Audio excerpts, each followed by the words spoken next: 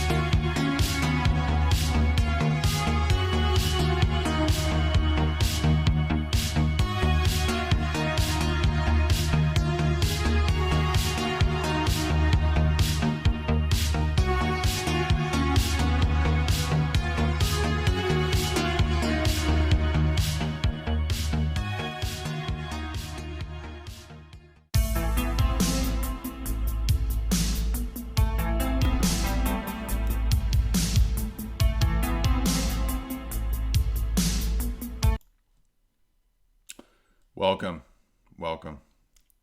We have 80s Jamie with us tonight. And we have normal me. We're going to be covering our top 5/6 80s movies.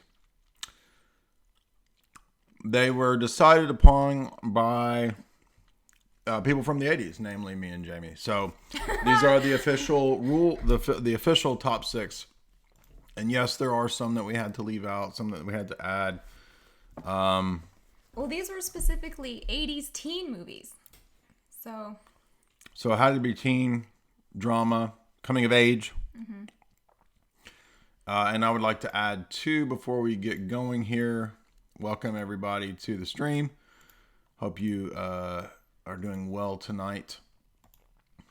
They're not in any specific order. There's no way really to order these, I don't think. But we're going to be reading some neat facts. We're going to have fun. You cannot be just serious throughout coronavirus. The COVID virus is not a time for only being serious. So if you can't laugh in the apocalypse, what can you do? When can you laugh? And so thank you, 80s Jamie. You want to tell us what 5/6 movies we've chosen? Only if you think my bangs are high enough. I think your bangs are... They're cruising altitude. They make me want to coof. I'm gonna coof. I think I can go higher next time, though. Okay. Yeah. I'll get a measuring. Yeah. They don't make hairspray like they used to, apparently. I don't know. But let's By the way, I'm actually... First movie is Risky Business with Tom Cruise. Okay. Comtruise. Yeah. Which I called Frisky Business. It is that, yeah. Yeah. 1983. Okay. Just tell us all of them first before we go. Okay. We're not going to start with that. Frisky Business, Breakfast Club. Obvious one. Can't do this without Breakfast Club. Yeah. Can't Buy Me Love. Hold on. Slow down. Mm-hmm. Yeah. Okay. Adventures in Babysitting. Say Anything. Yep. Ferris Bueller's Day Off. Okay. Was that 5 or 6? That's 6. Okay. So I hope you all did your homework and watched all 6 of those between last night and today. There will be multiple choice questions. Just kidding. Haha. I will also read some of the neat facts about the movies as we go through them, because we learned some neat facts. I'm a child of the 80s, and when you go back and watch these, one thing that you learn is that there's a lot of cultural commentary that you don't catch as a kid. Did you realize this? Yeah. Yeah. I wish I could live in the 80s again. It looked much more simple.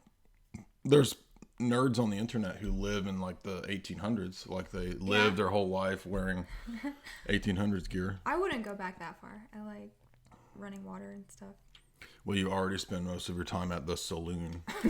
Haha. So you could go back that far easily. Yeah. Are you one of the ladies of the evening at the saloon? They always have one. Yeah. Next time I'll have that costume. So what's up first? Frisky business? Yep.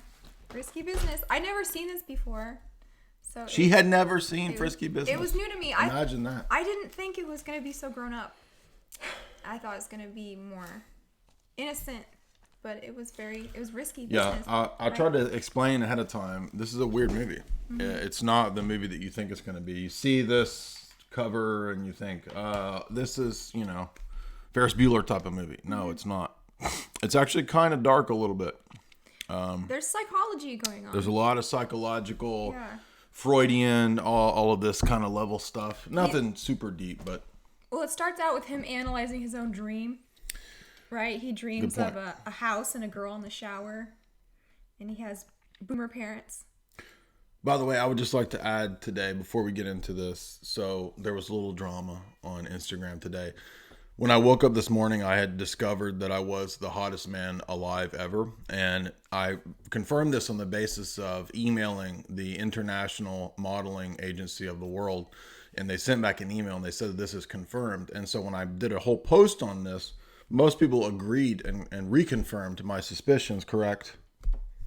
But a couple people were angry and said that they would unsubscribe. And so I'm sorry, but if you're at the top of the totem pole, it's lonely up here. And so some people are going to unsubscribe. And I heartily have to say that if you don't affirm that I am the hottest man ever to exist in history, then it probably is right for you to unsubscribe. So to the women on Instagram who unsubscribed today, 2 or 3 of them who do not believe. In fact, they even went to Snopes. One girl went to Snopes and she could not either confirm nor deny whether I'm the hottest man of all time.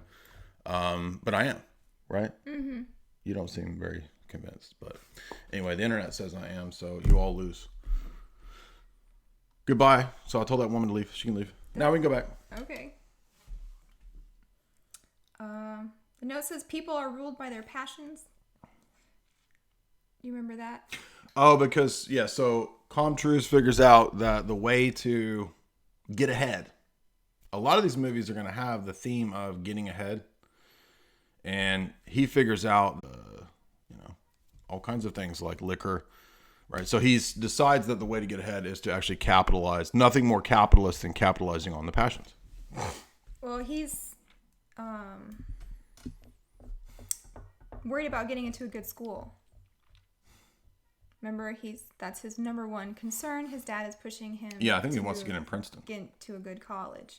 And his buddies are telling him to say WTF about life. Remember? No, what did they say? He said, say what? Oh, okay. You just say that and let things happen to you.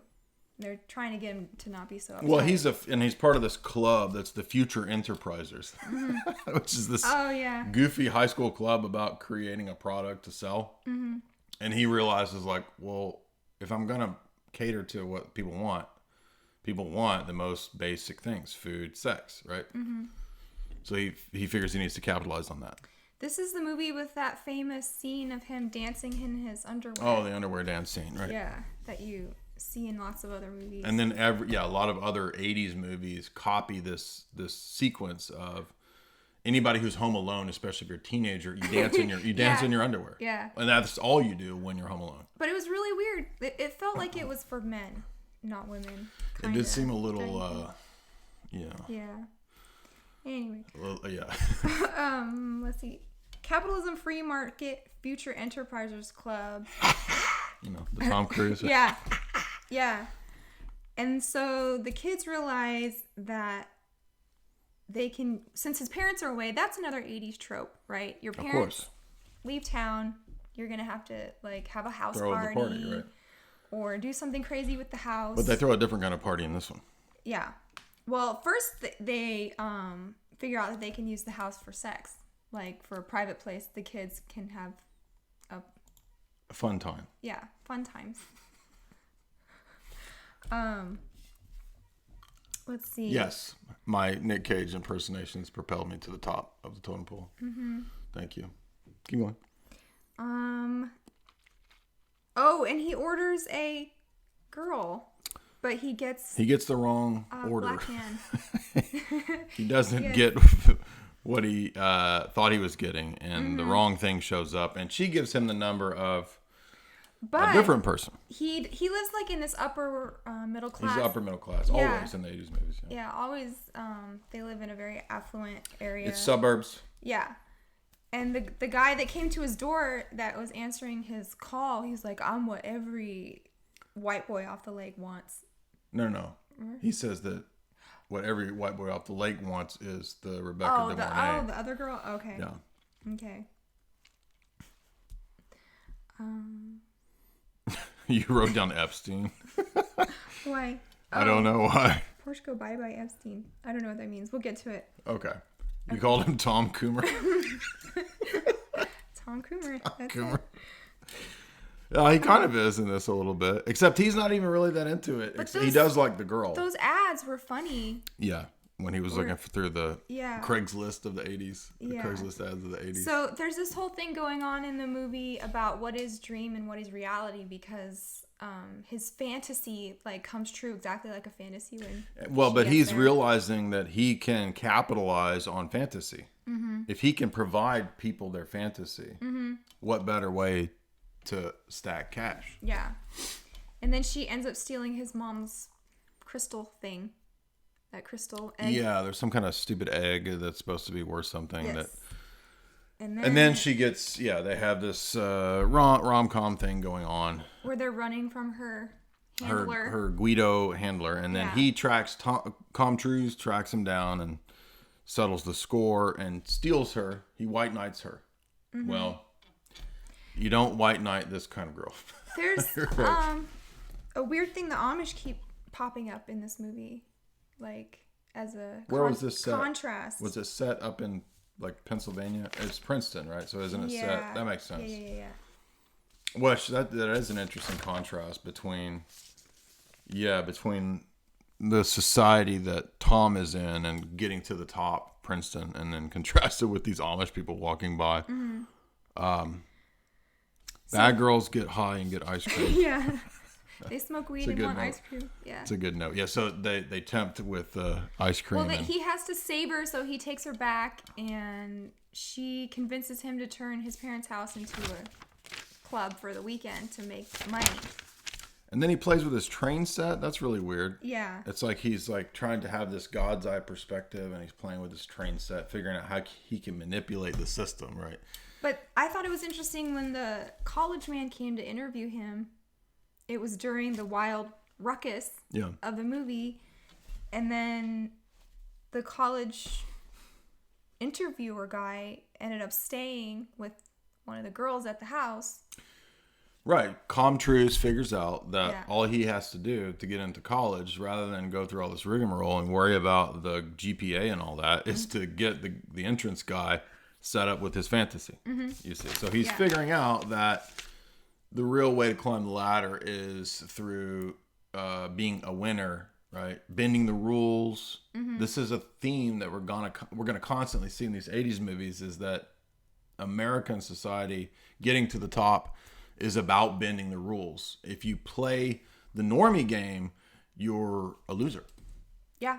That comes up in more of these that's what I'm saying. Movies. Exactly.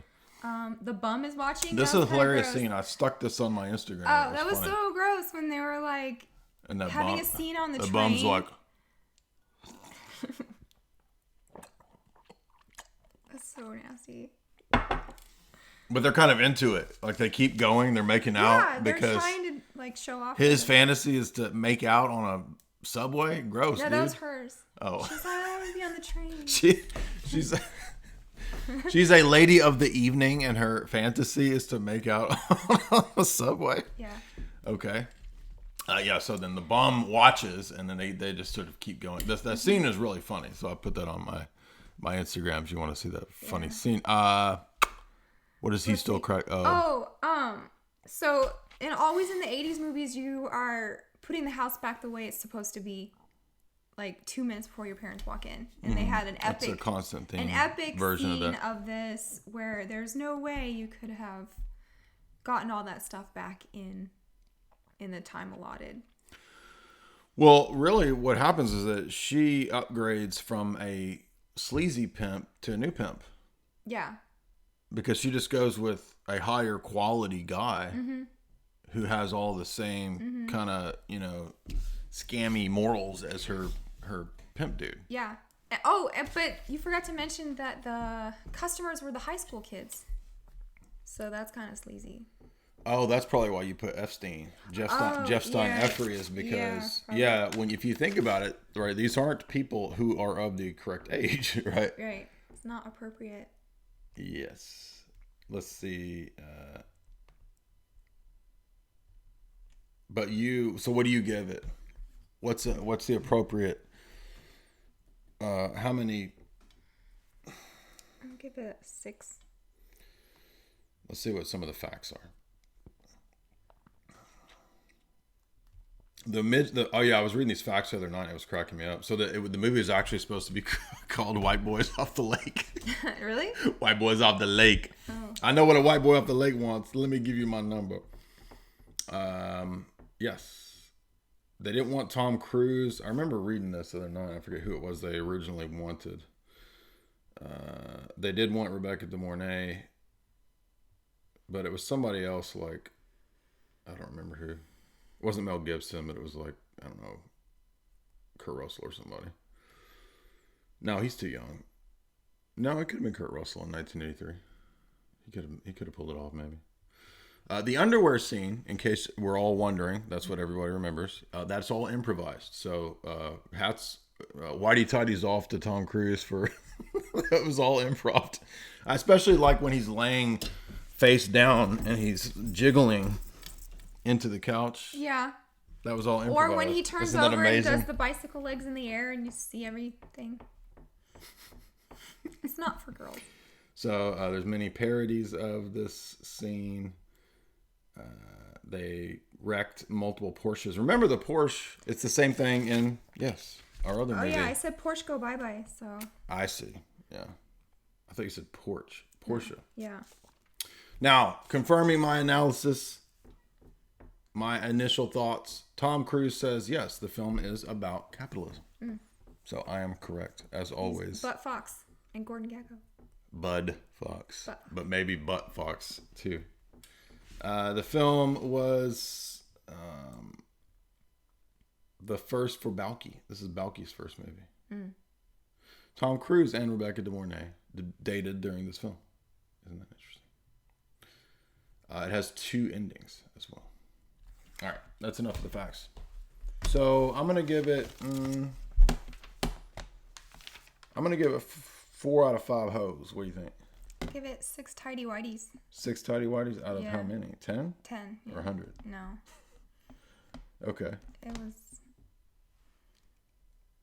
I think it's a good critique of capitalism in the sense of it's the logic of capitalism. Yeah. And every character in the film does what the logic of bare capitalism dictates. Like the entrance exam guy, the parents, when they get back, they just care about that egg. Mm-hmm. Tom Cruise does what the logic of capitalism suggests. Rebecca De Mornay does. She upgrades her man. She gets an upgrade in her man field. The parents are like the parents in Ferris Bueller. Right. Cameron's parents who just care about material things. Right, who we never even see. They're absentee. Yeah. So this is a big theme in the 80s movies. The teenagers of the 80s, their parents were yuppies. Yes. And they are feeling like their parents love material things more than them. So the excess of the success of the Reagan yuppie period, which is the essence of capitalism. In fact, in Ferris Bueller, do you remember Ben Stein, Bueller? What does he say? Anybody remember DOO economics? Oh, Anybody remember voodoo economics? This is Reagan stuff. It's hearkening to and critiquing the Reagan economic theory, trickle-down stuff. Mm-hmm. Trickle-down economics, yep. It is trickle-down in risky business, isn't it? Ew. Breakfast Club. Breakfast Club, 1985. Everyone loves this. Everyone's seen it like a zillion times. I bet you, if you ask 10 people what their favorite movie is, one person will say Breakfast Club. Probably. Yeah. And girls always say that stupid ass. What, Patrick Swayze? What's that? Dirty one? Dancing. Everybody says. Girls always say Dirty Dancing. I don't like that movie. I don't like it. Movie sucks. Yeah. It does. It does suck, and the song sucks too. But I will give Patrick Swayze credit for the way he can make his. Like he can flare nostrils like nobody's business. I can do that. Tell us about Breakfast Club, 1985. There's a Bowie quote. Yeah, look up that the very beginning. There's a quote by David Bowie about children. Okay, keep going. I'll look it up. And it seems like what they are portraying high school to be like in Breakfast Club is very dismal, very prison-like, very like students are carving "help me" into the desks, and the guidance counselor has these books on his desk. Remember? Yes. Rorschach and Psych stuff. Right. So the symbolism in the opening sequence, I never caught this. I've seen Breakfast Club a million times, but rewatching it, looking for the symbolism. And by the way, John Hughes actually does have quite a bit of symbolism in a lot of the films. For example, if you watch Uncle Buck, you'll find multiple references to Marxism and communism, which is curious. We'll cover Uncle Buck some other time. We'll do maybe a John Hughes fest. But here, you'll notice that it shows the guidance counselor's desk. And it looks like each one of the kids that has been brought to detention, there's something on the desk that kind of relates to each one of them. So somebody has scrawled in their diary help. There's Rorschach tests, all this kind of stuff, which I never noticed. So what we're going to see is that they're like different archetypes. They're traits that are identifying who they are as people. And so the film is going to present the notion of, well, humans actually aren't reducible to particular traits, which I never noticed before. But the Bowie quote is, and these children that you spit on as they try to change their worlds are immune to your consultations. They're quite aware of what they're going through. And so this is where we're going to encounter the butthole principal character. Or he's either a principal or a teacher who's roped into having to be the watchdog for this group of miscreants. I'm not sure. But regardless, either way, he represents failed authority. He represents a out of touch, overly simplistic. What do you think? What else? Aggressive. Boomer. Yeah. I mean, he's essentially boomer. Yeah. And he makes a comment that we were brainwashed to see each other as a brain, an athlete, a basket case, a princess, and a criminal. Right. So the Anthony Michael Hall character, who's the nerd. Yeah. Is tasked with writing the essay to describe who they are at the end of the movie. And at the beginning of the film, it's him reading out his essay to the principal, which is interesting. So there's a brain, a jock, a what? Basket case, a princess, and a criminal. And so they're saying that adults see us as they pigeonhole us into these different things, and they treat us how they think that we are. And we're actually more multifaceted than the adults see us as. But when parents are dropping off the kids at the beginning of the movie, you see that the kids are just a mini-me of their parent. Right. They're a product of their environment, and they're all struggling with being products of their environment. And so we're going to see the confluence of these different archetypes in this very bizarre gathering. So you have the different cliques. And remember high school? No. I know you don't, because you were born in a test tube a year ago, fully grown. But most of us went to high school, and we had to learn the cliques. You learn the hierarchies. You learn the strata. I'm an elementary. The winners, the losers. We're going to see in a lot of these winners versus losers. I'm an elementary school dropout, so I wouldn't know. That's actually pretty cool. That's actually pretty based. Yeah. You're like Ferris Bueller. Yeah. He's skipping school. He doesn't care. I had the most absences of my elementary school. You and Ferris. Kids. Yeah. Didn't somebody else have a bunch Way more than 9. Who else was tardy in the movies? Somebody was tardy, right? Or was it just Ferris? I don't know. Was it Lloyd Dobler? Was he tardy? Maybe. Okay, anyway, go ahead. Let's see what else. The high school has weird modern art. It's a huge one. It looks like a big... Yes, it's a giant center. school. Yeah. So Anthony Michael Hall seems to speculate that we are all trained to see each other in these reductive categories. So this is actually about reductionism and reducing people to traits. I'm not sure what the modern art meant other than just to place it in a time period, or to point out that the art is unformed, just like these teens are unformed. They're not formed yet. They haven't become who they're going. They're in the process of becoming who they're going to be, just like the art, which is ugly, awful modern art. But maybe that's why the art is, because it figures prominently in multiple scenes. Like they constantly reference this stupid giant blob. What I was shocked by was how much he sexually harasses her. The Judd Nelson character. Bender. Yeah. Molly Ringwald. She's the prissy princess, and he's trying to get her to come out of her shell, but it's... Bender is a dark hero, almost Satan archetype, whose job it is to basically cause and wreak havoc to bring these people out of their shells. I mean, I never really I kind of had the idea the last time I watched it, maybe 5 years ago. I was like, oh, he's like a revolutionary figure. But now I see that he's actually kind of the genius, dark genius in a way, that because he instigates everybody's trigger point. Like, he finds everybody's trigger point and pushes it. He pushes it with the nerd. He pushes it with Emilio Estevez, the jock, Kirby. He pushes it with Molly Ringwald. Claire.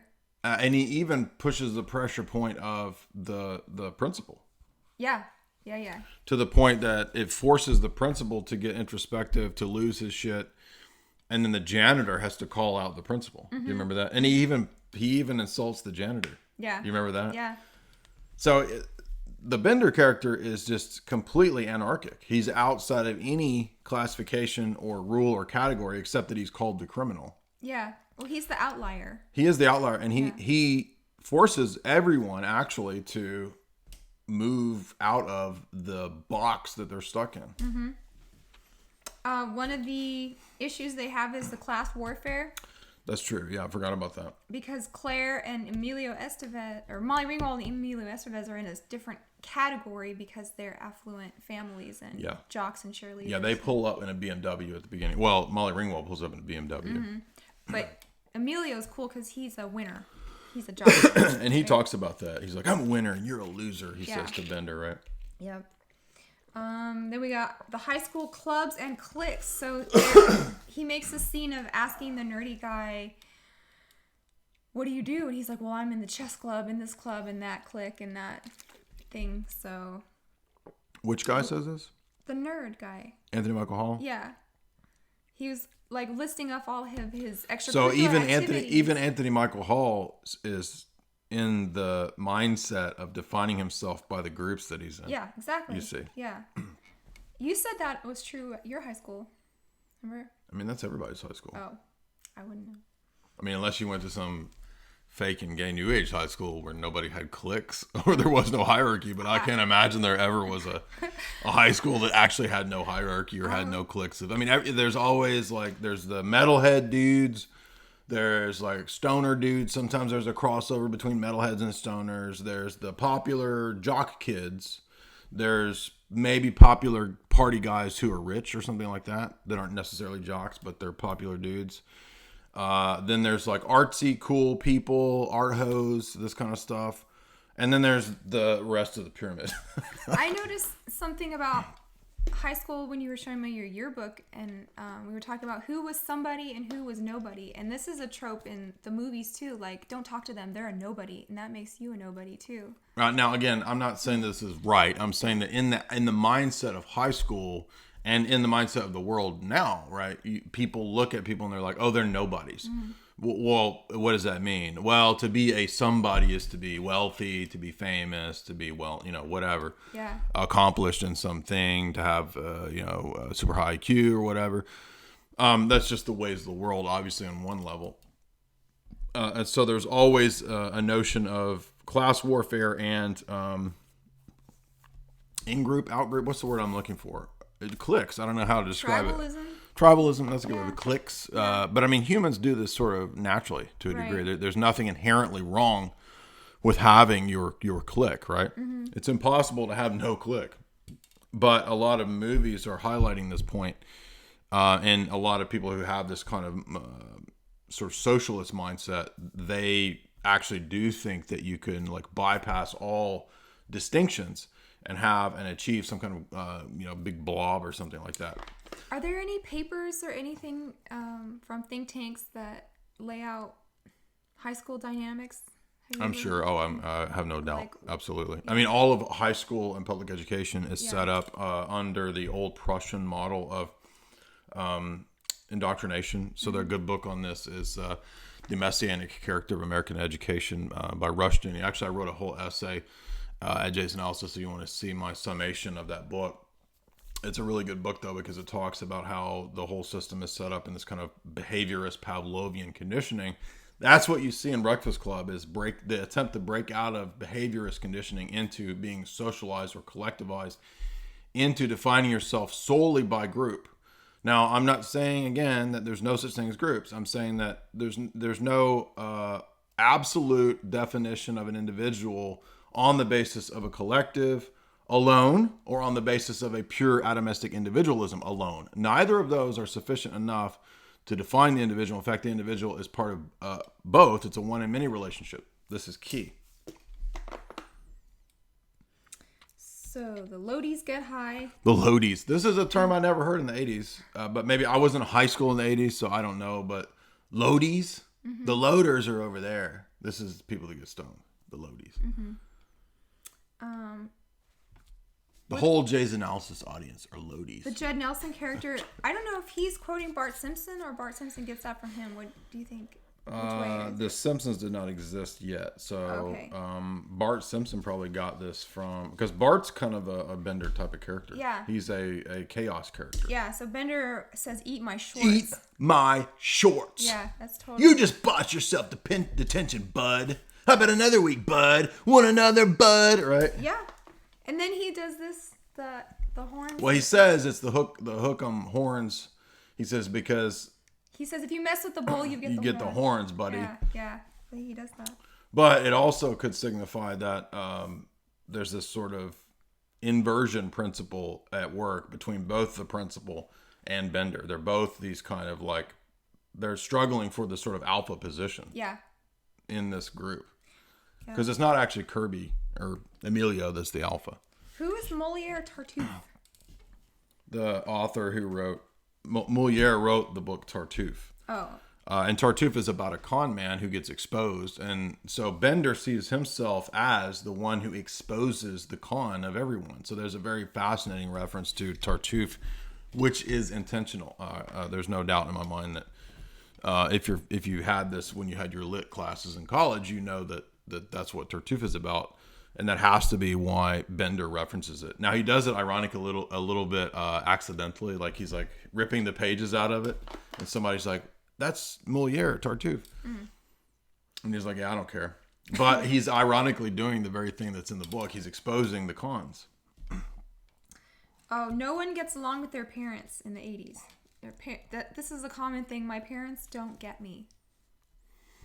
Generational strife, yes. Yeah. Now, I guess this was cool. This was true supposedly since the 60s counterculture revolution, right? That's the first time that we get this notion interjected into culture that my parents just don't get me, man. That was the point of the Rebel Without a Cause. Yeah. Every different group. And Rebel Without a Cause is similar to Breakfast Club because every group, the rich, the rebels, remember the rich kid, his parents are gone. Mm-hmm.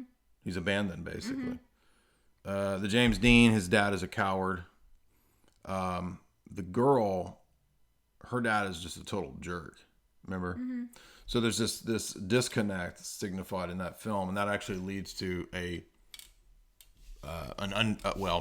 something like a mass event, like a Columbine style of event at the end of the film. If you haven't seen it, it's kind of curious, given that it's sort of like, I'm not saying it's prophetic of Columbine. I'm just saying it's predicting that the breakup of the social dynamics of father and son, of mother, child, parent, that would lead to this kind of chaos in society. Anyway, there's similar themes in Breakfast Club, is what I'm trying to say.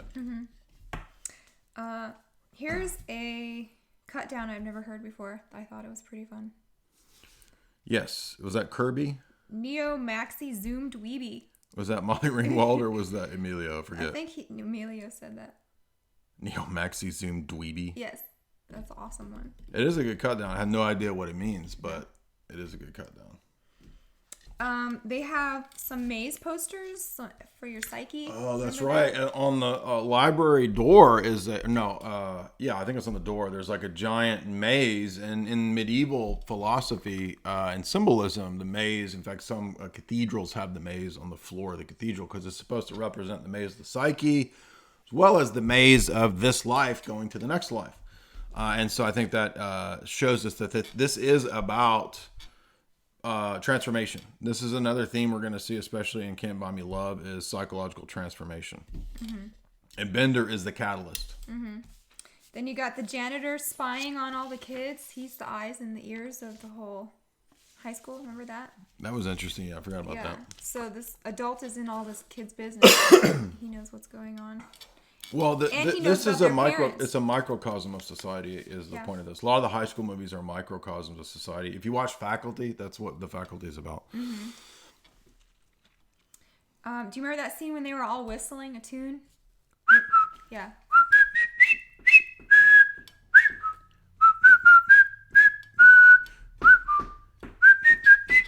Yeah. Not to be confused with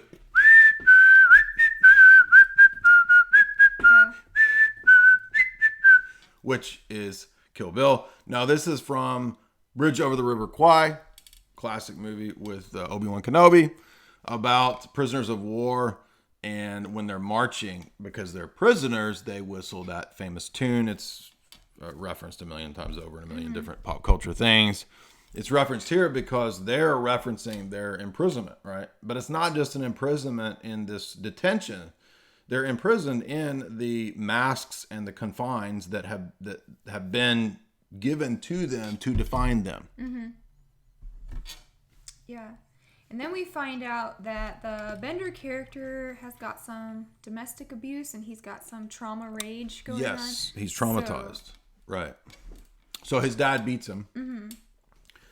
And he doesn't have any fear at all until the principal gets him alone, and he's almost ready to fight the principal, right?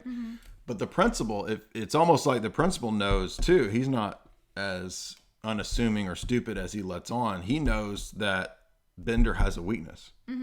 And so he triggers him with that. That's why the principal is so aggressive that he reminds him of his dad. And he reminds him of his abusive dad, and I think the principal knows this. Yeah. And this is the way to push Bender's button. Yeah. And to get him to calm down. Yeah. And he goes into like crying kid mode. Yeah. He does. And that's why Bender wants all the kids to rebel against authority, because authority is corrupt. Yes, because the father archetype for him is the enemy. The father archetype is the one that has imprisoned each of these people in their traits and in their psychological boxes. Gnostic. It is. Bender is a Luciferian revolutionary character. Yeah. A dark hero. And then he finds out that the other kids' home life is just as unsatisfying. Right. All these kids, their parents don't listen to them. Even if they have all the material wealth, their parents are absentee, like Molly Ringwald. Yeah. Right? Or in the case of Anthony Michael Hall, they are pressuring him so much about getting a bad grade that he's considering suicide. Oh, right. He brought a gun to school because he got an F in something. Yet again, another intimation of why are we seeing kids acting out? Like what we see, starting in the 90s. So this is 80s. Now we have two at least. So we have Anthony Michael Hall And what is the theme of Heathers, right? The theme of Heathers is a very similar to Columbine type of thing. I like when they smoke weed. It makes them introspective about all of their issues. Kind of levels the playing field, and they can talk. I think Bender knows that this is the way to get them to not only bond, but actually to get introspective and to open up. Mm-hmm. It's almost like a form of confession that they go through. Remember? Yeah. Yeah. And they start crying. Yeah. And then Emilio's confession was he was there because he taped some kids' buns together. So he was a bully. But he didn't. How do you tape buns together, by the way? Because if you lay the tape over the crack, like you can just long ways pop it off. But if you go all the way around, you just long ways, like a couple strips. I don't know. We can try it later. No taping buns together.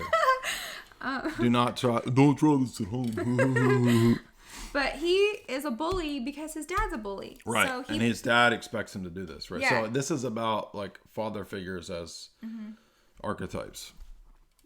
So there's this power dynamics, the strength and weakness. So Emilio picks on the weak kids because he doesn't want his dad to see him as weak. But then he is super repentant because he feels bad that the kid he picked on's dad will see them as weak. Right. Right? So that was his revelation.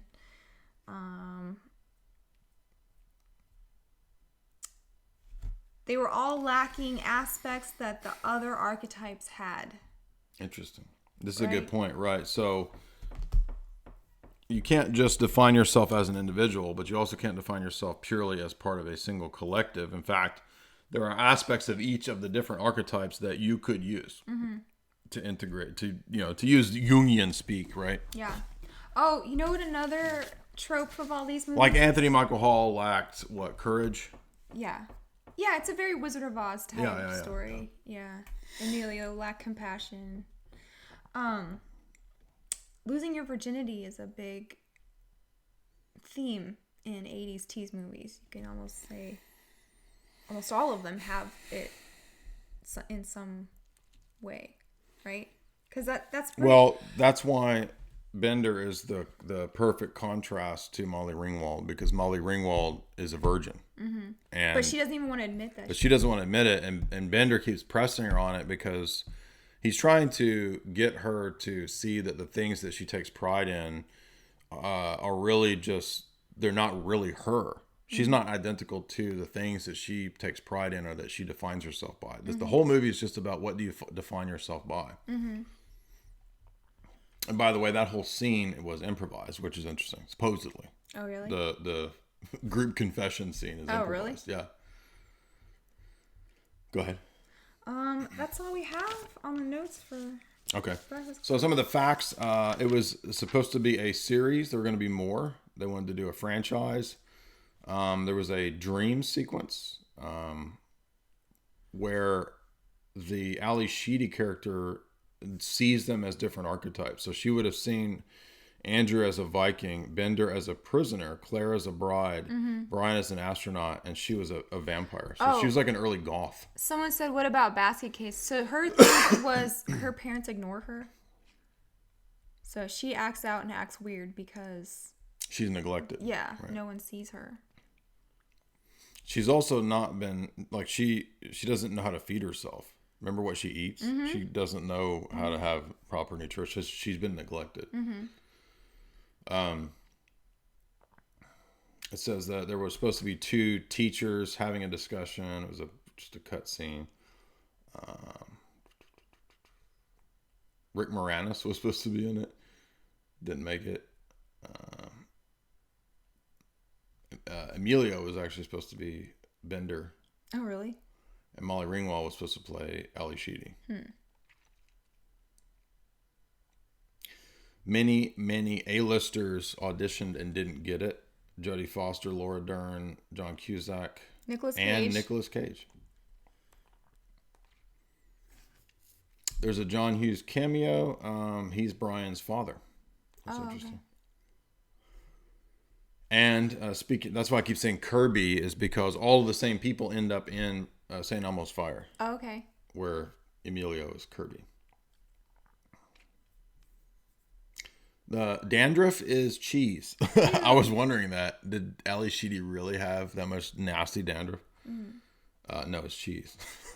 It's Parmesan cheese dandruff.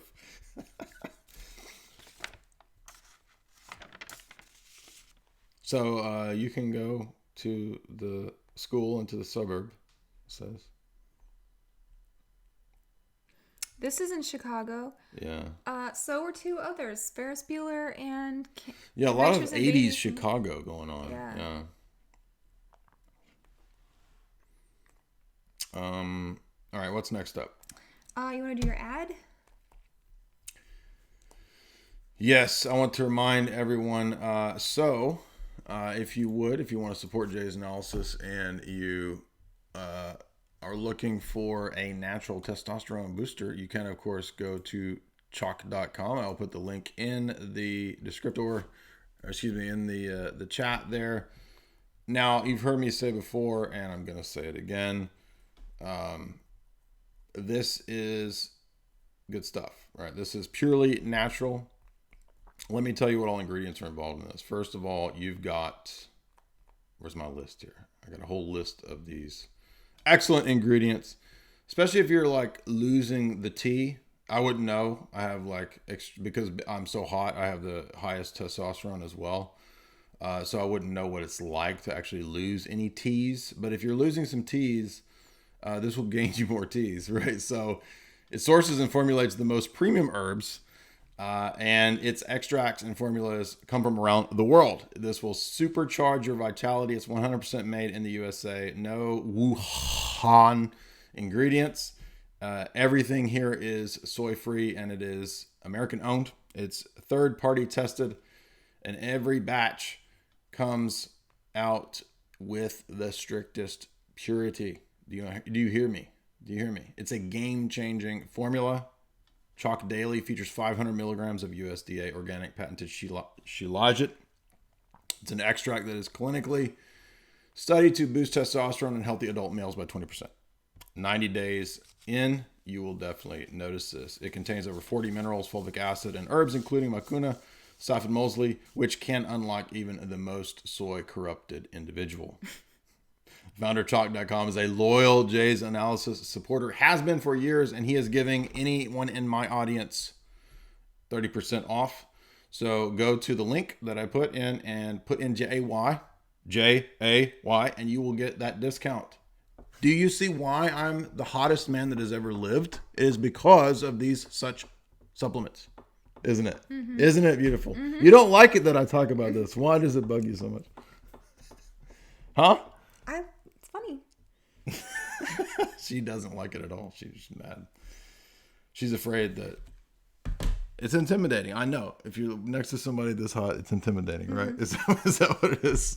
Anyway, so go to chalk.com and you can support Jay's Analysis as well that way. What's our next movie? Cant Buy Me Love. Yep. This one did not take place in Chicago. It took place in the desert. Is it supposed to be California? No, it's New Mexico. Arizona. New Mexico. Yeah. Okay. Starts out with the disrespectful daughter named Cindy. Mm-hmm. And she's dating a football older guy, alpha male. Well, there's always the cool jock guy, yeah. Right? And then he doesn't appreciate her. Right? There's always that guy. Well, he's on TV doing a local interview. Yeah. And then ungrateful, heartless, narcissist guy. Right. Now you'll notice butterflies are all throughout this film. Yeah. This is something I noticed years and years ago, and I thought that's interesting. Butterflies, obviously, I'm not saying it's MK Ultra. It's just a symbol of transformation. What happens to the butterfly, right? It goes through the larvae to butterfly process. Mm-hmm. And that's what's going on here, is that a lot of times when you see butterfly, it just symbolizes transformation. Sometimes it does symbolize MK Ultra, but not always. Monarch, right? But not always. One thing I noticed about these movies, they try to put in your head that your senior year is the biggest year of your whole life. Like, nothing is ever going to be greater than this. So you have to make it the best, right? And you have to be in a clique or a tribe to get along in high school. There's no, like, loners get eaten and turn into, like, ashes, and they float away as nobody's dust in the wind. And Patrick Dempsey is in with nerds. Yeah. Right. So there's a group of nerds, and they play poker every night. The popular kids go to parties and drink beer. One thing about this was his friends are kind of cool, and he has friends, and they do things, and I mean, yes, they're nerdy, but they're not good enough. So he's got this. Well, 80s there weren't incels yet in 80s movies. There were just nerds. Yeah. And nerds had a clique, like they had buddies. Revenge of the Nerds, right? There's always a group of the nerdy guys. Yeah. And so, as you noted, the cools and the nerds. Yes. They're called the cools and the nerds, right? Yeah. But he wants to climb the ladder. He's like, I'm sick of this. I want to be in that clique. Yeah. Because they've got it all. They've got the chicks. They've got the fame. They've got the fun. They got beer. The good lunch table. The cool lunch table. Yeah. And we have none of that. And so they're sitting there and they're just like, man, I want that. Yeah. Right? And the other nerds are like, you can't have that. And he's daring. He's like, no, I can. I think I can. I like how his dad is living in his generation's glory days. Like, he's got the Trans Am and all, or whatever. No, he's got a station wagon that he's got tricked out. Oh, like the Woody. Yeah. Of the Beach Boys era. Right. Yeah. Yeah, and he lets Patrick Dempsey drive that. Yeah. All right. Nerds invest. So he's got this money. He's right. The nerds are responsible. They think about the future, right? Mm-hmm. The popular kids, they just think about the here and the now. Mm-hmm. Which is interesting because when we get to Ferris Bueller, this is going to be inverted because Ferris doesn't care about the future. Ferris lives totally for the moment. It's very interesting. Yeah. Go ahead. Beta Orbiter pay piggy for popularity. Because I didn't know what a pay piggy was, and I looked this up. I think it was somebody from Ralph Retort, Booberly, or somebody was talking about pay piggies one day, and I was like, "What is a pay piggy?" And do not look this up because you will probably stumble upon what I accidentally stumbled upon, which is disgusting fat women who insult their male OnlyFans supporters. Mm-hmm. And they get paid to do this. Yeah. I saw a video of this one disgusting, like 300-pound woman. And she's like, this is what my fucking pay piggies do for me. And she fans out like hundreds of dollars. She's like, I got $10,000 from my fucking pay piggies. I hate you pay piggies. You're a bunch of scum. I want to step on you with my high heels and put it in your nostril and crunch down. And they're like, yes. Here, take $50, take $100, more. Really? I know. This exists. Don't look up. This exists. People paying disgusting fat women to insult them, paying them $10,000. Yeah. Can you believe this? Well, he's paying her to pretend to be his girlfriend. Right. So I'm trying to. So on the guy scale, the cool guy scale, I'm trying to figure out the scheme. I mean, he gets some points for creativity, but this scheme is pretty beta. Mm-hmm. But at the same time, he's figuring out that a lot of this is image. Mm-hmm. A lot of this is fake. Yeah. So he's like, well, the popular kids have money. Mm-hmm. If I get money, I can buy popularity. And all I have to do is, so he finds her, the chick, she needs the dress. She's got to have this dress. Consumerism comes into play here. Mm-hmm. Can I just buy popularity? Can I buy love? Yeah. That's the point of this movie, right? Yeah. Again, consumerism, capitalism, Americanism being critiqued. Yeah. Let's see. And he does hatch a pretty elaborate scheme here, right? Yeah. I mean, it's interesting. Still pretty beta, though. I don't know. But I heard that mystery, I mean, you think of like mystery, the mystery method and the pickup guy, right? Mm-hmm. Well, he would he would rent and pay girls to hang out. So it looked like. Oh. So he was essentially doing the same thing. And if you read. Paying for his image. Yes. And if you read about this movie, it was actually critiqued because when they did what's it called, where they did the showings for people who, is this too sensitive for audiences? You know what I'm talking about? Where they show it to people ahead of time. Preview? Not a trailer, but like focus group? A focus group. They thought that it was implying that he was paying her to have sex. Oh.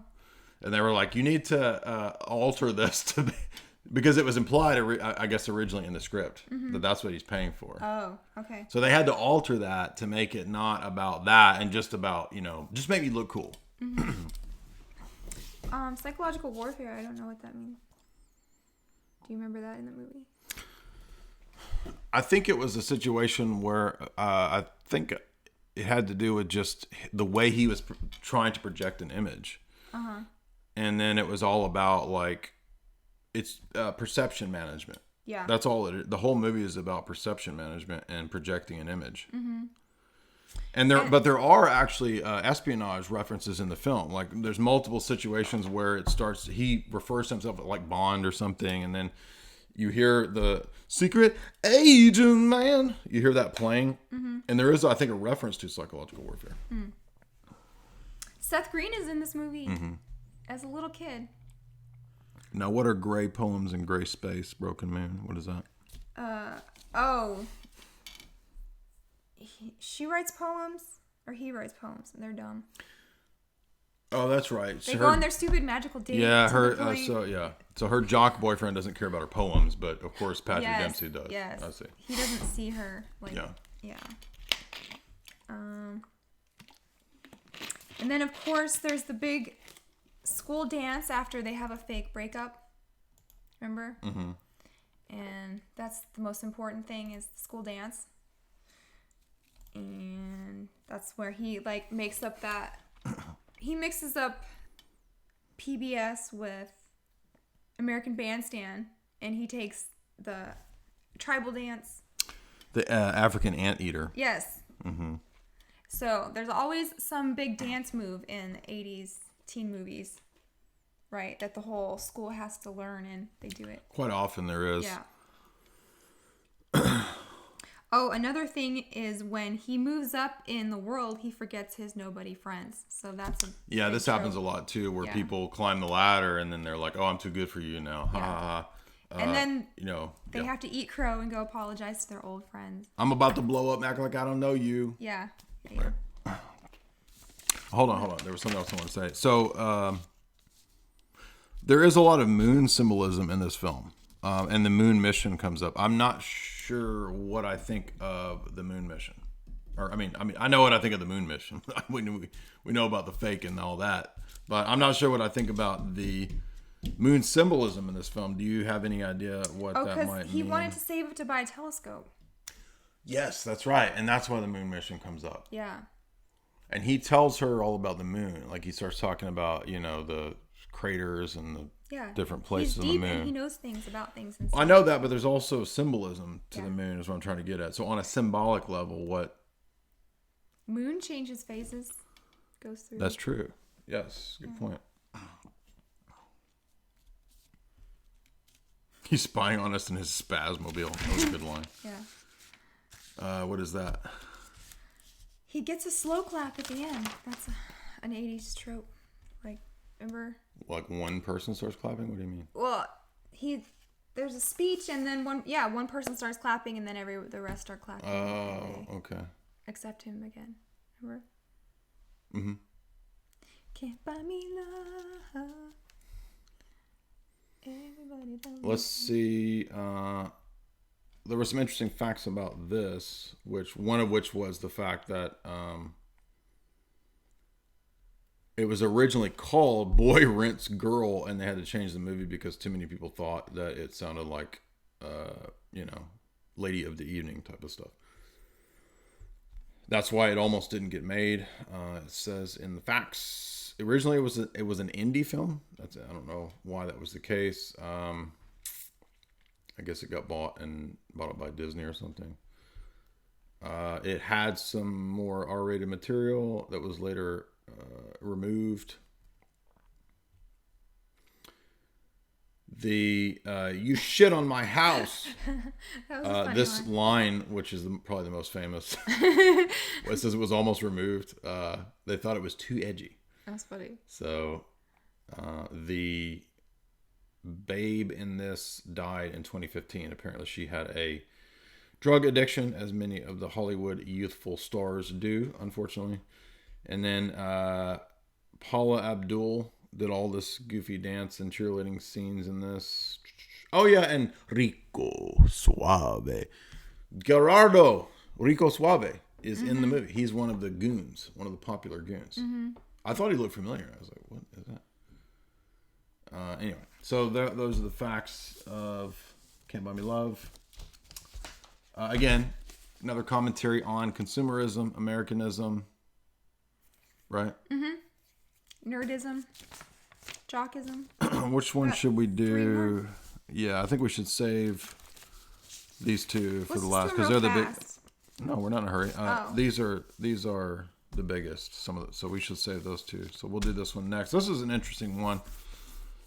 So Chris Columbus has done some films that do have esoteric themes. I think this is the only film that has some esoteric themes embedded in it, more so at least than the other ones. And if you remember in Night at the Museum, it's all about the Emerald Tablet. So there's actually this weird alchemical stuff going on in Night at the Museum with Ben Stiller and all that stuff. And so this is Adventures in Babysitting is another Chris Columbus film. So 1987. Go ahead. And there's some interesting facts that I'll have for this one as well. Yeah. So here's my crazy thesis on what Adventures in Babysitting is about. He thinks it's about the descent into Hades. Yes, I think this is a Dante type of story, interestingly. What is it? Shelley from what? Parker Lewis. Oh, the little girl who is in love with Thor is also a character called Shelley in the show. Yes, Parker Lewis she's Can't Lose. Parker Lewis's. Yeah. Whoa! Look at that guy. He's like a boomer now. What dude? He's not even. He's like my age. He's a boomer now. I can't read these. Chris Columbus. You can't read them. They're nerdy, horny. Oh, everybody has a horny friend that's a nerd. Yeah. Let's see.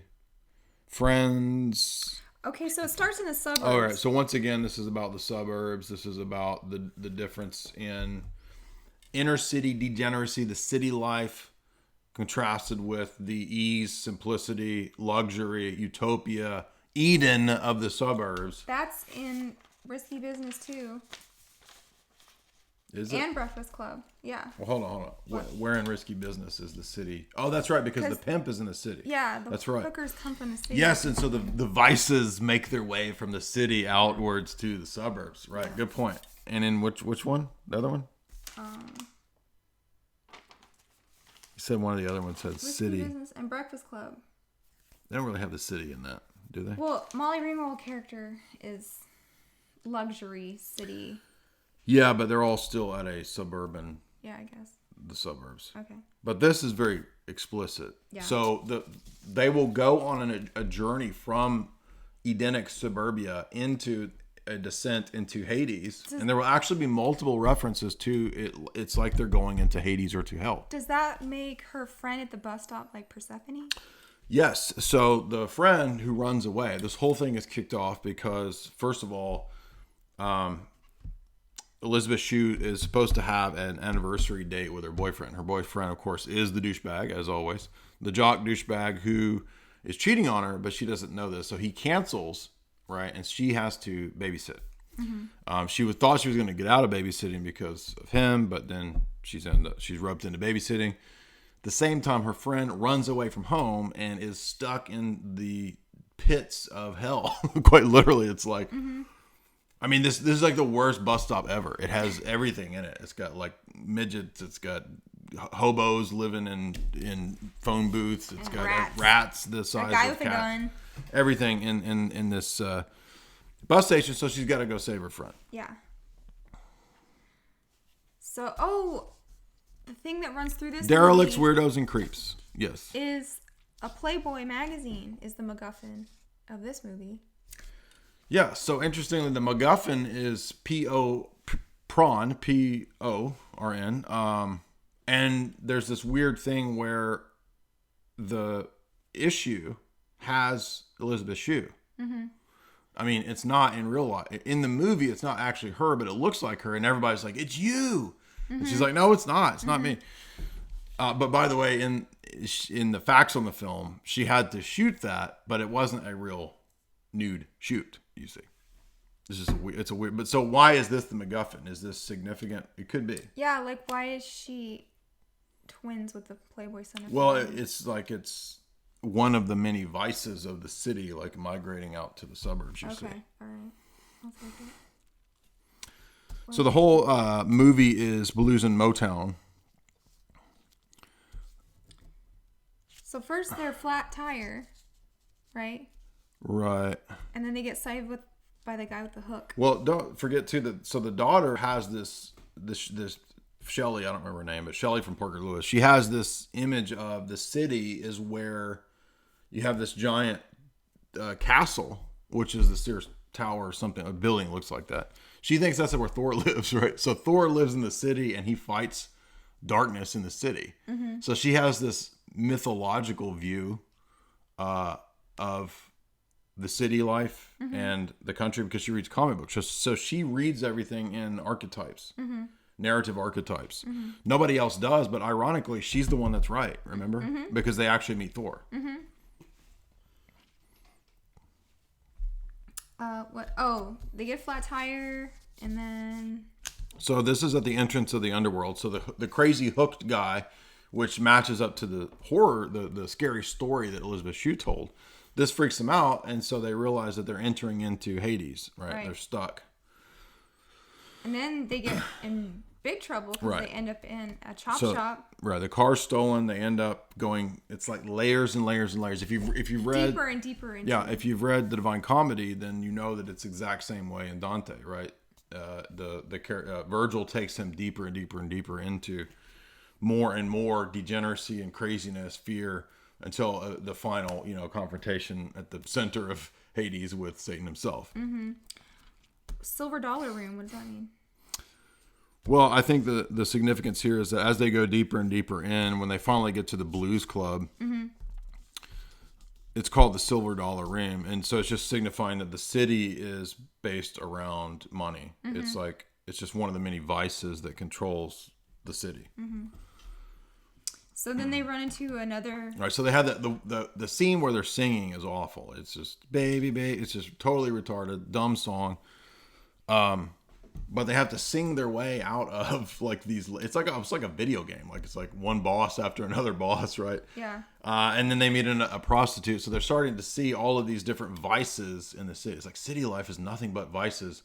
It's almost comical at one level because at one point they even talk about like, any kids that are seen in the city are immediately killed. You don't immediately die if you're in the city. If they're on the streets, they're going to die. Yeah.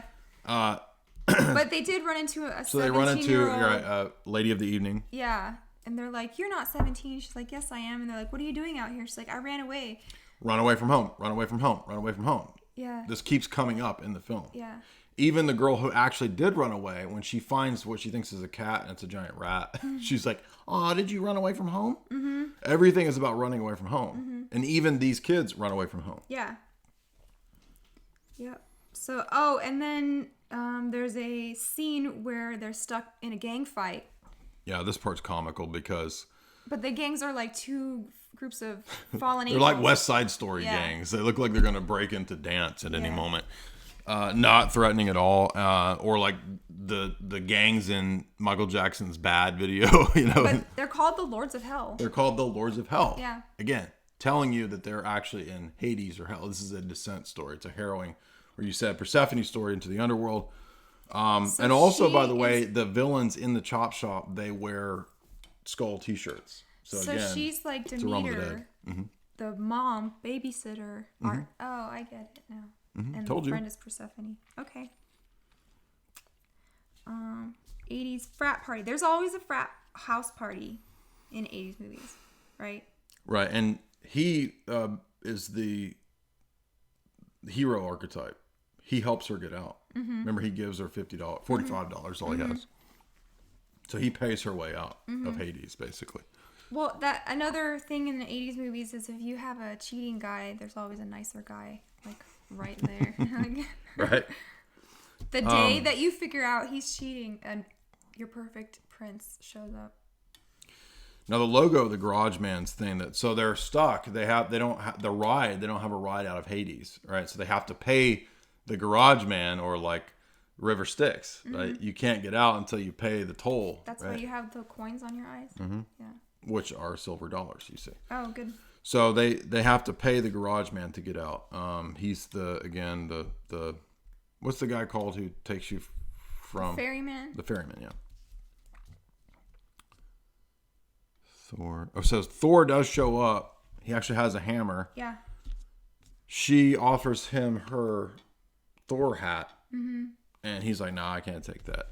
But he does ironically sort of turn into the archetype of Thor. So it's very interesting. Because she believed in him. Because she believed in him, yeah. She turned him to good by Mm-hmm. her innocence. And he makes an interesting point, too, about being in the city. He says, this is the city. I don't help other people. I help myself. Mm-hmm. So the bus station is like the lowest level of hell. How does she get out of the bus station? I don't remember. They pick her up at the end. Okay, good.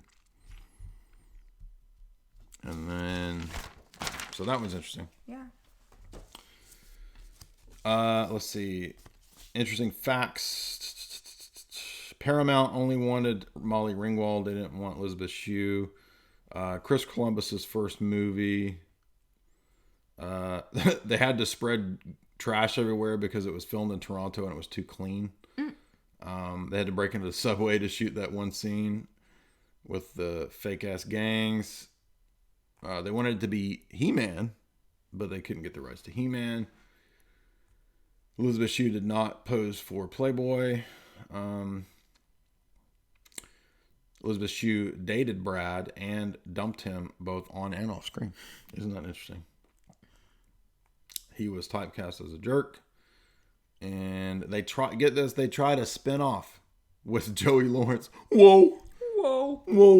And that did not work. What's up? We got Say Anything and Ferris Bueller. Love, I don't like to see so much. How's it go? So much pain. Days pass. Yeah. And this loneliness fills my heart. Remember? I drive off in my car. When I want to run away, I drive off in my car. All my instincts, they return. The grand facade. Without a noise, without my pride, I reach out from the inside. In your eyes. The light, the heat. Sledgehammer. No. Oops. Okay. I'm on my way. I'm making it big time. That has an all-sing I in it, by the way. Big Does time. it really? Well, the video shows you how to make it big time. Oh. It's about selling your soul. Yeah. Go watch the video. Go watch the video. Yeah. Yeah. Okay. Anyway.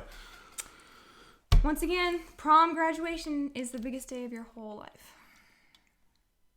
This is Say Anything, John Cusack. Can I do Michael Adams from what? Robin Hood, Prince of Thieves? Do it. Brian Adams, you mean? Not Michael Adams. Look into my eyes. Look into my eyes. Yeah.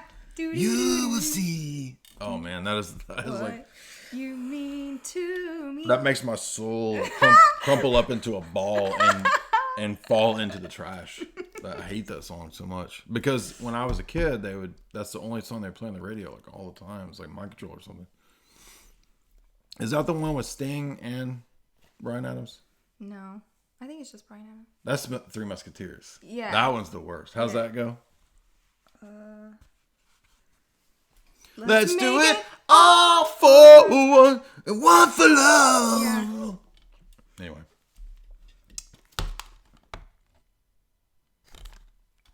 Oh, by the way, shout out to Coco if you are watching because we know a relative of Iona Sky. So she is a longtime Jay's Analysis listener and a fan of the Esoteric Hollywood books. And she is a relative of Iona Sky. So shout out to her if she's watching. But yes, so Say Anything is a good movie. It is also not. It's an atypical teen movie. This is Cameron Crowe, isn't it? And Cameron Crowe, yeah. So Cameron Crowe has quite a few interesting films. Tell us about Say Anything. This is another movie about authentic nobodies versus fake popular people. Right, and also fraudulent authority figures with the dad. So it's prom. It's the end of senior year, and that's a fun time if you remember the end of your senior year. Do you remember that? I mean, you were homeschooled, but you had a senior year, didn't you? I went to college in my senior year. So were you like an AP advanced nerd? Yeah. Okay. I was a coolie. I wasn't a nerd. Okay. So the brains stay with brains, and the jocks stay with jocks. Now, Lloyd Dobler is not a nerd. Let's make this clear. So Lloyd is an outlier. He's kind of like Bender. He's just eccentric. He doesn't care about that kind of stuff. He's into kickboxing. He wants to be a kickboxer. So he's actually kind of got some, alpha mojo. He's not afraid of anything. You know what? I really liked his character and the way that they made him an alpha without being a jock, in the way that he was responsible for everyone at the party. He took all their keys so they wouldn't drive drunk. And he made doesn't sure fit into any of the everybody groups. got home. Yeah, he's That's not an alpha trait. He doesn't fit into any of the groups. Yeah. Which makes his character interesting, because usually in the 80s films, you're either the nerd who's trying to get, Patrick Dempsey, or you're, the jock or whatever, or the popular girl, right? But here the popular girl is, there is some class warfare, because if you remember, we don't know why, but John Cusack is living with his sister and she's a single mom, and he's living with them. Yeah. Where are the parents? We don't know. They're out of the picture. So this has forced John Cusack to kind of grow up fast. That's why he's responsible. He has to be an uncle, help out.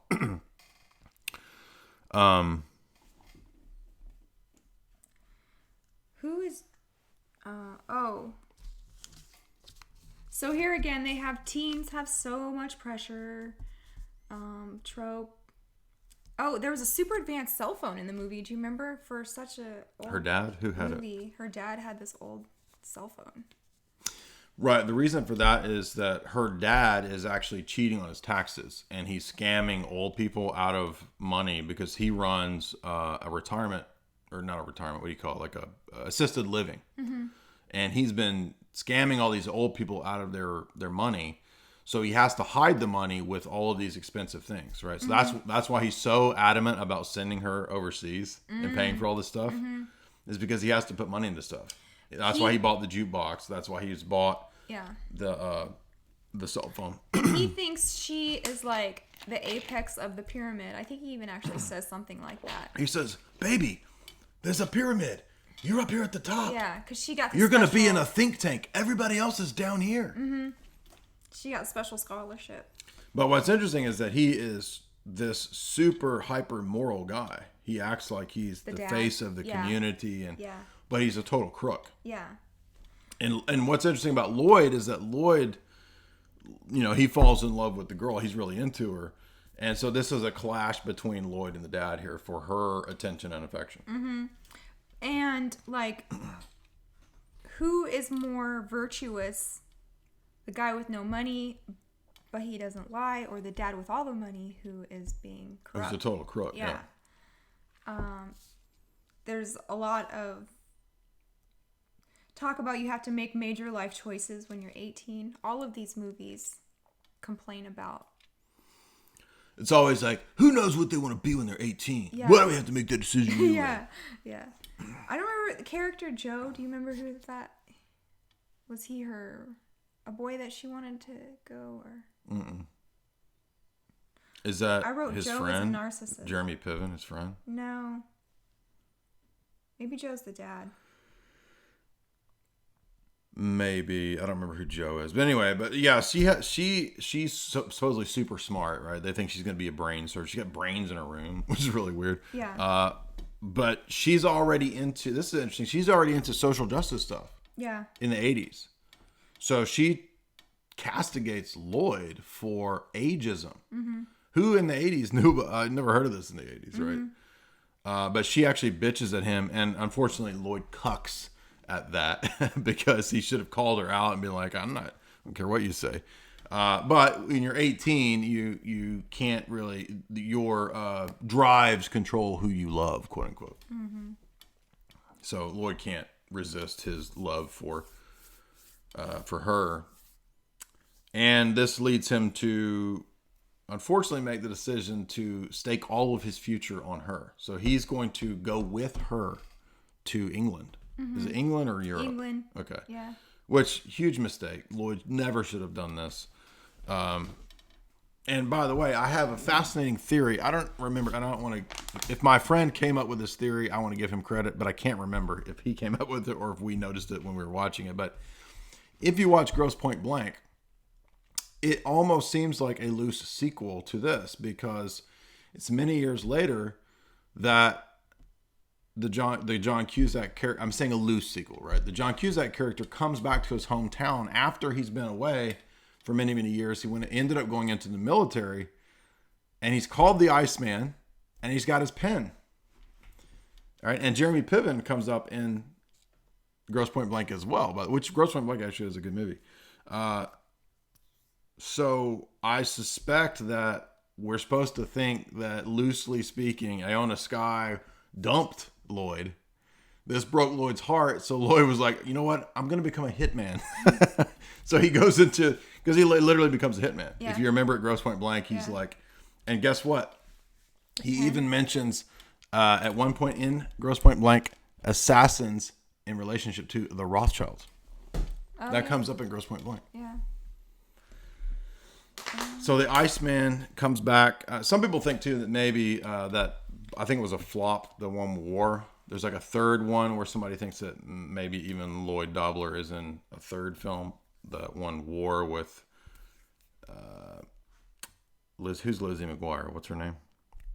Hilary Duff. There's a Hilary Duff movie with John Cusack. Anyway. By the way, in Grosse Pointe Blank, do you remember what when Dan Aykroyd, another hitman, comes to kill John Cusack, do you remember what he cites? No. What?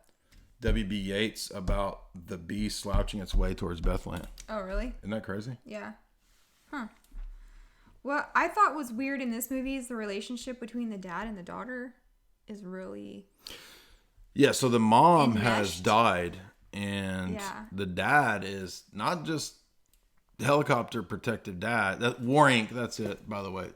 Ron, could you give your impression? Do you feel like, is there a loose reference to War Inc. being the trilogy of the Lloyd Dobler trilogy? Yeah. By the way, go watch Grosse Pointe Blank after Say Anything and see if you don't notice some of these. Now, it could just be loose references to previous John Cusack characters, but he's called Iceman and the pen comes up. He says Benny the Jet, Cusack's kickboxing coach, played the martial arts using hitman who tried to kill him in Grosse Pointe Blank. So there you go. Another theory. Reference. There's a lot of different connections to Grosse Pointe Blank. Yeah. Go ahead. Okay. So the dad is too super enmeshed with the daughter. Yeah, he's creepy. Even to the point where she tells him when she slept with John Cusack for the first time, she goes home Dad, in the morning. I tell you and everything, and I slept with him. And he's like, his cringe face. Yeah. So yeah, it's like a struggle between her dad and her suitor, and which one is she going to be loyal to? Dan Aykroyd cites Ozymandias.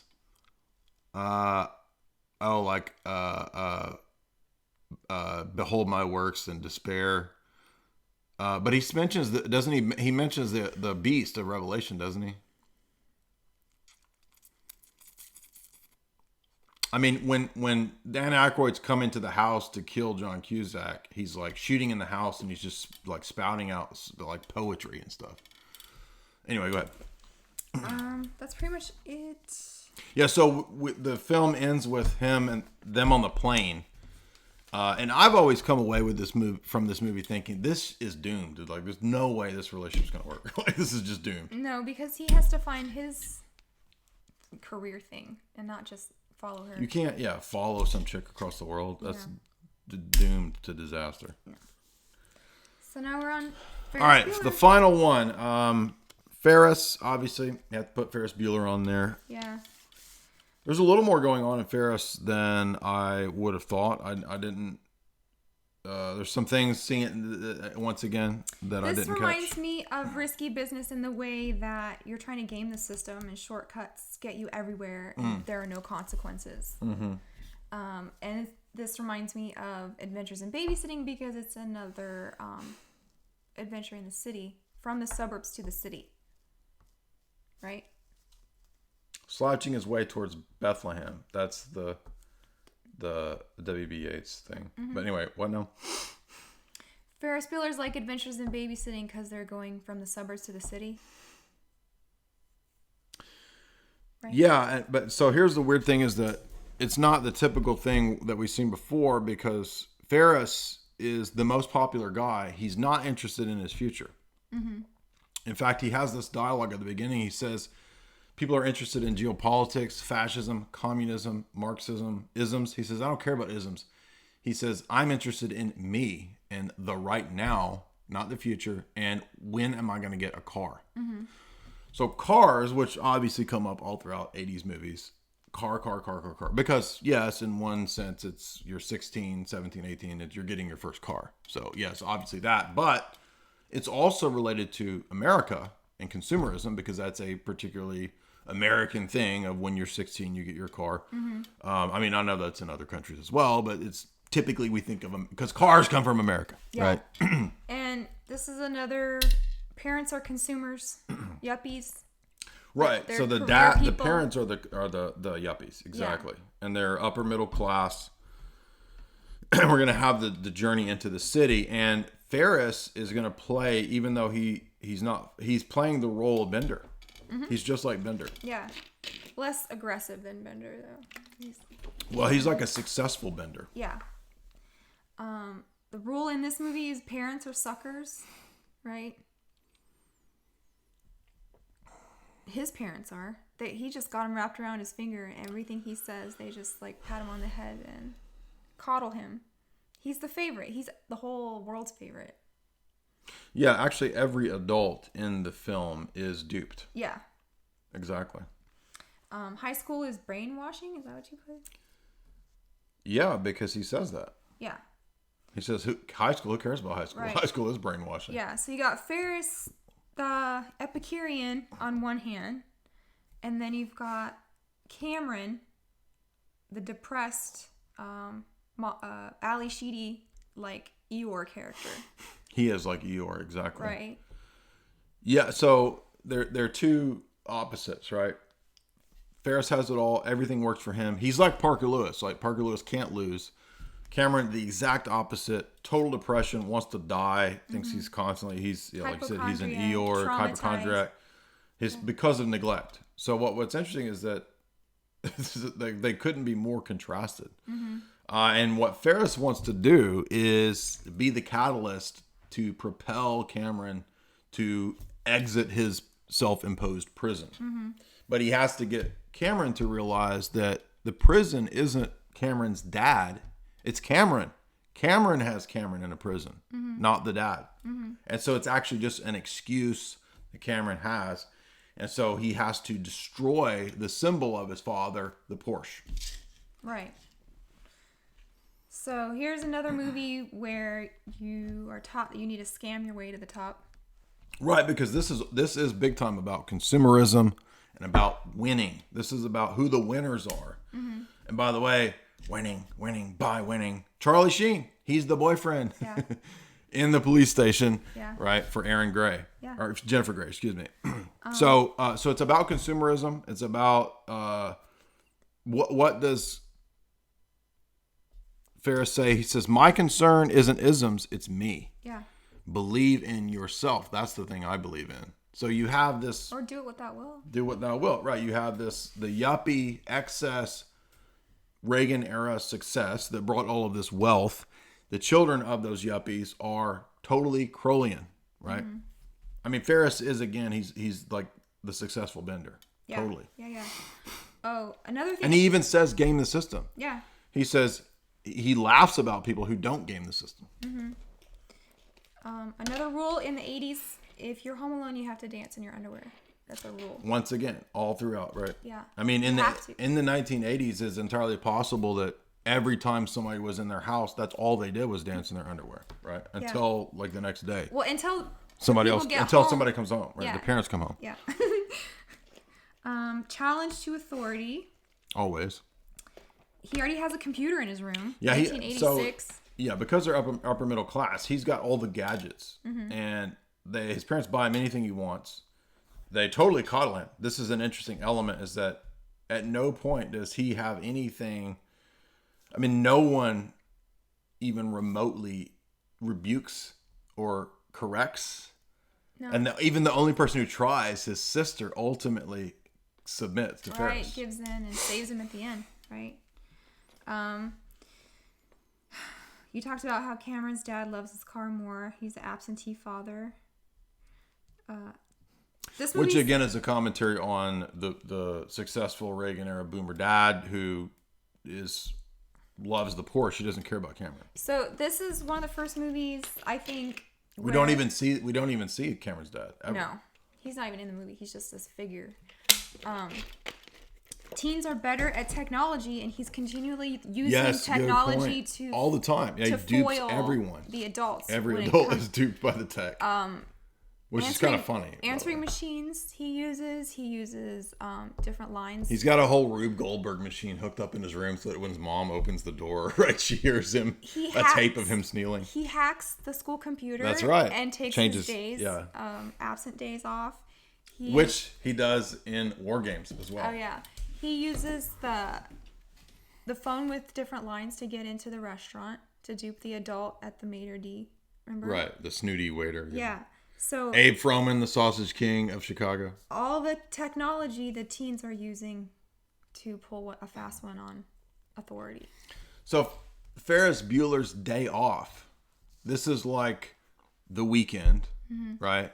The idea of leisure, the idea of all of your life becoming leisure.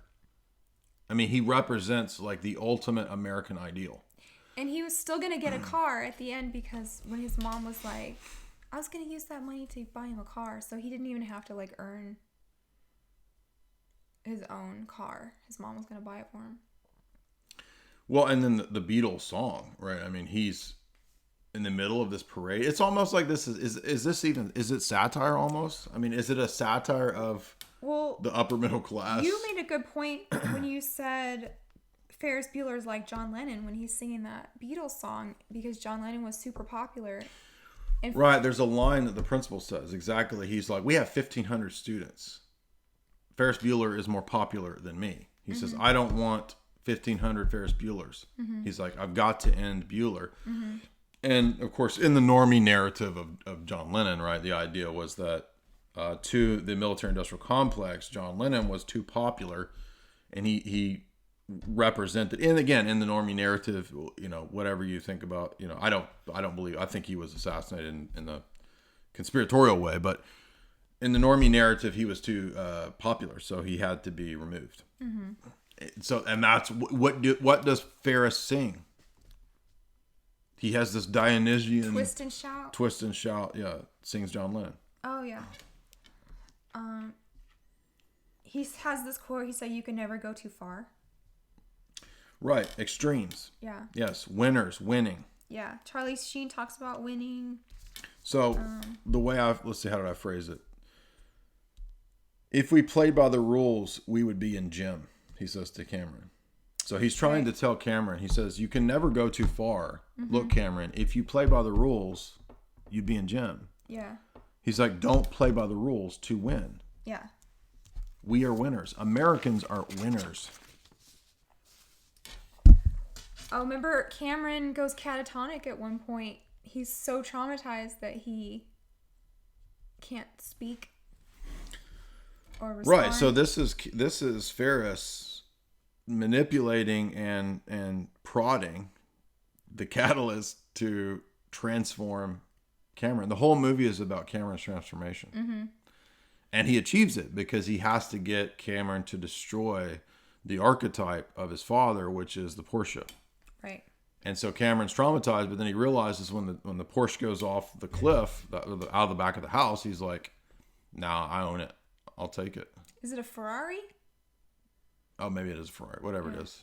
Yeah, but when it happens, he's like, "All right, now I'm free." Yeah. So, because he realized it was his own prison, you see. And then at the very end, he's talking about life moves pretty fast. If you don't slow down, you're gonna miss it. So if you play by the rules, life is gonna overtake you. You'll never be a winner. Yeah, you're gonna be stuck in a slave job. Right. Under authority all the time. Interesting facts. Anthony Michael Hall thinks that John Hughes wanted him to be Ferris. He didn't get that role. Emilio Estevez was supposed to be Cameron. He didn't want that role. Let's see.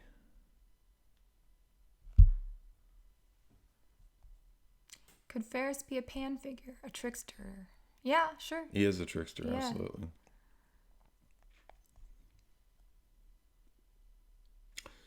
Matthew Broderick and Jennifer Grey were engaged before the movie. That's interesting.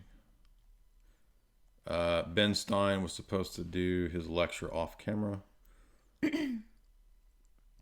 Robert Smith of The Cure wrote a song that was never used. That's interesting.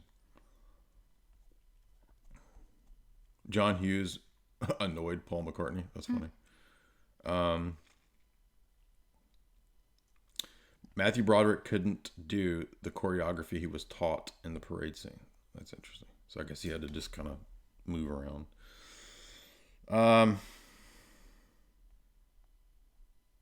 The reason... Now, this is interesting. For the first 12 years of his life, John Hughes lived in Grosse Pointe, Michigan. And he loved the local hockey team, and that's the reason that Cameron wears the jersey. Charlie Sheen stayed awake for more than 2 days to have the look that he has in that place. He did look busted. He did look pretty out of it, yeah. The Ferrari was not real. It was fake. Someone wants a Creed impression. Okay. Elijah said, the news today seems it broke me. It broke me. Scott Stapp broke me, dude. Okay. Time for super chats. Thank you guys. This was a lot of fun. Yes, not every movie analysis is a conspiracy. Did you know that? Not every movie is a conspiracy. People say, you think every movie is a freaking conspiracy. No, we don't. No, we do not. I've done multiple streams. Have nothing to do with conspiracies in movies. Did you hear any conspiracy tonight? All you heard was risky business. Not risky business. What? Adventures in Babysitting has to do with the descent into Hades. Yeah. That's all you heard tonight. Slav K. Nope, we're not reading that one. And I banned that guy. Izzy, $2. Jay, have you heard of KRS-One? Absolutely. I listened to 80s rap in the 80s because I grew up in San Diego. And so I was listening to rap before rap had hit the rest of the coasts or the middle America. You know what I mean? So, of course, I have heard KRS-One. I listened to all the 80s rappers, literally. Because I would go home every day after school. I would watch Yo MTV Raps with Dr. Dre and Ed Lover. But thank you for that $2. And I know that KRS-One has some fairly woke lyrics. In fact, Patrick, 21st Century Wire, actually went to a KRS-One concert and was trying to do an interview, but I don't recall if he ever did interview. But he at least tried to. Johnny J, $20. If you need a boost, please do the Southern Judge impression. If you want to hear the Southern Judge impression here from Georgia, I believe he is asking for a contrast to the Southern accent of other areas, namely of the Tennessee mountain people. But here in Georgia, everything is molasses coming out of the mouth. Mm-hmm. That's Georgia. You need more sweet tea. Do you know the difference between Georgia and Tennessee? Tennessee is like, yes, it's constricted. Mm-hmm. Tennessee. Georgia, you see. Very easy to do those two. So, but thank you for that, Johnny J. Johnny J, that's a good name. DC Customs, $20. Can you discuss the themes of the nerd versus the popular evil... Wait. popular versus evil kid, poor kid, rich kid, ugly kid fighting the hands kid to get the pretty girl. The greater context of the American dream. Yes, a lot of these films are about the American dream. I think we did cover that, especially with Ferris. Although Ferris isn't having to fight because he has everything. Like, there's nothing goes wrong until the very end when he's almost caught by the principal and then his sister saves him. Mm-hmm. So even his perceived enemy, the sister, the real enemy, not the principal, she saves him because she could have destroyed him. I think the jock / popular is always, most of the time they're portrayed as a antagonist. Don't you think? Yes, except for Ferris. Yeah. So most of these, they're written from the perspective of the... Often. So now Tom Cruise is the protagonist, and he is a jock. Mm-hmm. Well, is he a jock? No, he's a businessman. He's the future enterprising CEO. Yeah. Kirby is a typical jock. Cant Buy Me Love, typical jock. Adventures in Babysitting, typical jock. Say Anything, no. No jocks in Ferris Bueller. Yeah, that's interesting. But yeah, typically it is an archetype. Yeah. But what is the American dream in 80s movies? To be prom king and queen. And then to be a winner. Those people are the successful people. Like, that's what they're saying. Mm-hmm. But that's not not real always. Life, though. Not always. I know that's not real life, but that. Well, like we didn't do 16 Candles, we didn't do Pretty in Pink, we didn't do Some Kind of Wonderful, and those all have divergent narratives that aren't always like Some Kind of Wonderful is not a typical thing because that ends up being the tomboy gets the guy, not the popular girl, right? And then. What happens in Pretty in Pink? I don't remember. Does Molly Ringwald... She makes her own prom dress. Okay. I've forgotten. I haven't watched that long ago. Anyway, that's an interesting dialectic that we did, or archetype that we wanted to cover here. Evan Schultz, $20. Thank you so much, Evan. Much appreciated. We're not going to read that one. What is that? No, we're not going to read that one. What's that? John Chris's? Blue North Bear, $10. I think a lot of these movies were subversive. Jocks had to work hard to maintain their physique and be brave enough to ask girls out, whereas the nerds were wimpy gammas and not heroes. Yeah, it could be. I mean, Revenge of the Nerds, I did an analysis of that. Go watch, I think when I hit 25,000 or 30,000, I did a Revenge of the Nerds stream. And I did talk about the subversive elements in Revenge of the Nerds. So that's definitely there sometimes. But I think it also could be marketing because most people aren't jocks. Most people aren't popular. Most of the people are going to be the normal people in high school who were just normal people who nobody recognized, right? I mean, in my high school, we had 1,500 people, and the popular top of the pyramid was pretty small. I mean, there were like, a handful of popular people in a few different groups. Everybody else was a nobody. Now, I'm not being mean. I'm saying that's the way it's viewed when you're in high school. Mm-hmm. Oh, that's a nobody. Don't talk to him, right? Mm-hmm. So is it subversive? It could be. In many cases, it could be. DC Customs, $5. Can you do a video on legendary films of Van Damme? All hail 80s action cheese. I've been wanting to do some Van Damme because they're pretty goofy. In fact, Bloodsport is fascinating just for this whole story of Frank Dukes because a lot of people say, oh, like, the whole Frank Dukes story is all just made up, right? Like, he's like, I was a famous CIA operative. And if you didn't know that, go look up the video. There's some good videos on YouTube about Frank Dukes, who is the basis for Jean-Claude's character in Bloodsport.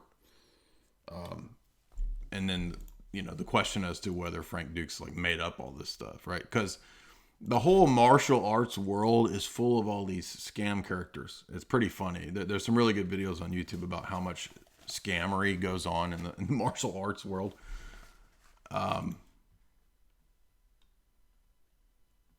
Blue eyeshadow is making a comeback. I sure hope so. Jamie, you can sing too. Thank you, Viking fan. $5. So you're getting compliments from Vikings. Thanks. He's going to try to steal you and take you off in his Viking boat. What are they? Kind of maybe. What do Vikings float around in? Do they have a name for their Viking boats? I don't know what they're called. Longboat? He's going to take you to Valhalla. Sadie Rochelle, $10. What's up, Sadie? Longtime Jay's Analysis follower and supporter. You guys are both amazing. Thank you for your work. Well, you're amazing. Thank you. Thank you for your support. Longtime Jay's Analysis supporter and listener. Thank you so much.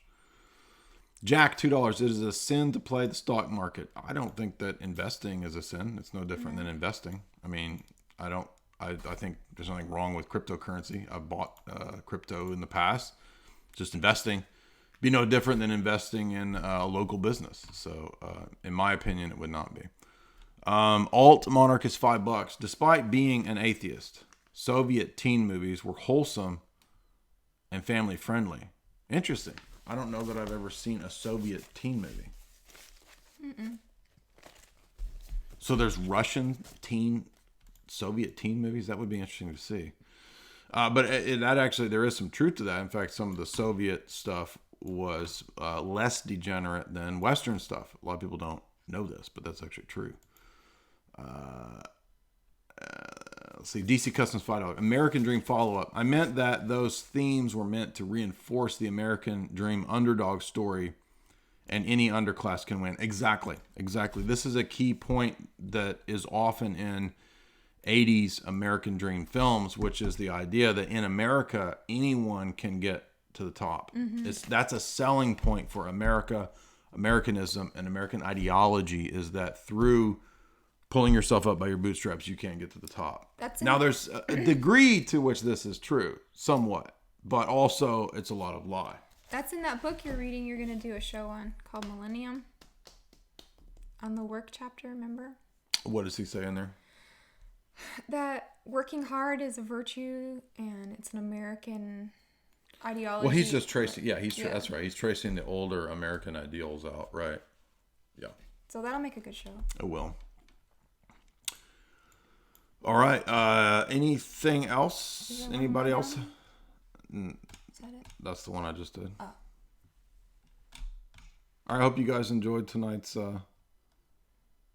analyses. It was radical. Do you have a favorite out of this? Awesome. Favorite of these? Okay, let me see. Well, Not risky business. I think we forgot to give how many boom boxes does Say Anything get? 4 boom boxes. And out of 5? I want to hear Peter Gabriel again from you. 4 out of 5? Mm-hmm. No, I'm not doing that. Aw. You should have laughed at my hottest man in the world joke, and then I would have done it. So how many? What is Patchett? How many Gerardos does Cant Buy Me Love get? How many Rico Suaves does it get? Rico Suave. I'll give it 8. 8 Ricos out of 10? Yeah. Okay. How many Ben Stein's monies does Ferris Bueller get? Bueller. 7. How many? 6. Hold on. How many Wayfarers does Risky Business get? 6. 6 out of 10 Wayfarers. How many? What is the sandwich she makes? How many Captain Crunch sugar sandwiches on white bread? On white bread pixie sticks? With pixie sticks does Breakfast Club? I'll give that 8 pixie sticks. 8, yeah. And then I'll give that how many 8.5. Playboy magazines does Adventures in Babysitting get? 8.5. Okay. So Adventures in Babysitting is the highest rated one? Yeah. Or Say Anything? Adventures in Babysitting. The highest rated one out of all these? That's unexpected. Okay. Yeah. Okay. DC Customs, $2. Great show. Well, thank you. Much appreciated. It was really fun. It was a lot of fun. Is there another one at the bottom there? I hate the way this works. You can't ever see them. Is the $2. You should watch KRS-One's video on Freemasonry. Okay, I will do that. I did not know he had a video on Masonry, so I will do that. What did I ask you? Is that it? Mm-hmm. Is this a separate note about tropes? Yeah. What are the tropes? Got to get LAID. Yep. Got to take the parents' car out. Got to have a house party. Got a drag race in town. There has to be a race. Okay. You have to pull off a caper before your parents come Mm-hmm. home. And Transformation. If you're a nerd, you have to turn cool and abandon your friends. Excellent. All right. Thank you guys. Everybody have a good night. And I'll see you soon.